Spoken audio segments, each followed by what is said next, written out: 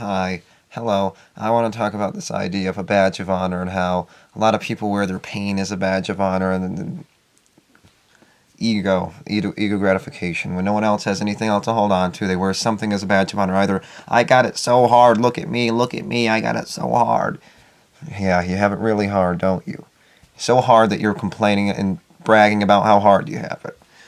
Yeah, right. I'm sorry. If you're so empty, you don't need to let everyone else know if you're that empty. You're so hard. Oh, I fought in the war. Look at me. I'm super duper. And even though everyone else in my generation's better than yours, it doesn't matter which one. I older or younger, it doesn't matter. Yeah. And I fought in the war, and I got Purple Heart and such, and I got Medal of Honor. No, I got the Badge of Honor. Yeah, I'm cool, and you're not. I'm super unique, and it's about being unique. It's about being unique, and that's about it. It's about being how unique you are based on all the badge of honors you have. And if you have to prop yourself up, you're very empty, aren't you? And I guess it's not always empty. You have nothing else, obviously, but it doesn't necessarily mean you're empty. You got very little else to hold on to, so you're going to talk about how bad you have it. Or where you're from. You're super cool. Yeah, I can obviously see where that came from. That logic is really rock solid. Good job. And you have it so hard. Wow, man. Really nice. Yeah, you have it really hard, don't you? Yes, you have it really hard. So hard that you want to brag about it. Doesn't that mean you sort of don't have it that hard when you're sitting there bragging about how hard you have it? Yeah, I think you're full of crap. You're full of crap. Yes, I said it. Yeah, it's about wearing a badge of honor and feeling ego gratification. That's exactly the point that people are doing, is feeling an ego gratification.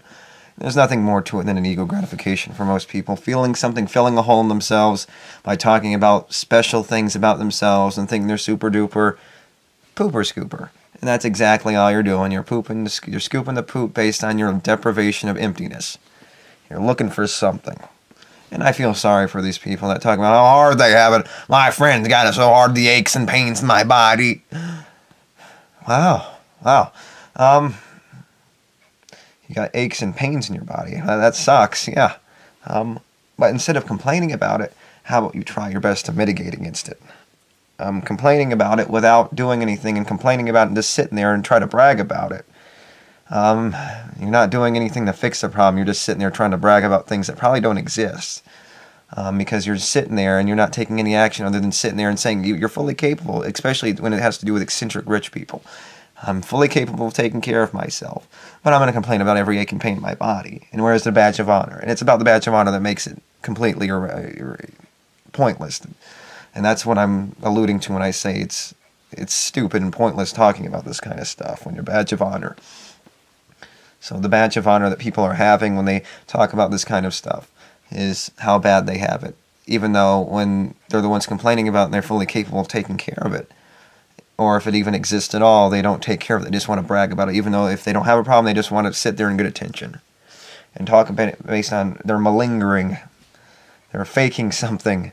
They're faking symptoms. They're wanting attention. There's another word for it, another psychological phenomenon, but they're trying to get attention. And that's the human mechanism. That's the mechanism at all. Only humans are aware enough to take advantage of some kind of silly psychological loophole like that into making everyone bow down to their whim based on how... Obviously, you have to take what people say seriously. If they're in pain, you got to do something. You got to react in some reasonable manner. You can't just ignore them just based on your previous bad experience with people lying to you about things. You still got to react to it. So do you react to it and risk falling for it? Or do you not react to it and just say, screw it, and not risk that? Well, obviously, the person could be in pain. Sort of like crying wolf. That you should apply it to the one person, not to everyone else. But sometimes it's hard when you're dealing with all sorts of cliche people. And you can tell they're kind of cliche. They kind of look like they're from the same place as the other people are. Yeah, they're stupid. No, but you got to take it seriously. When a person says that, you can't apply the cry wolf to everyone. Yeah, so you got to play that game of risk and reward, and that's exactly the mechanism that we're using in this game that we're playing. So wearing things as a badge of honor is kind of stupid and pointless.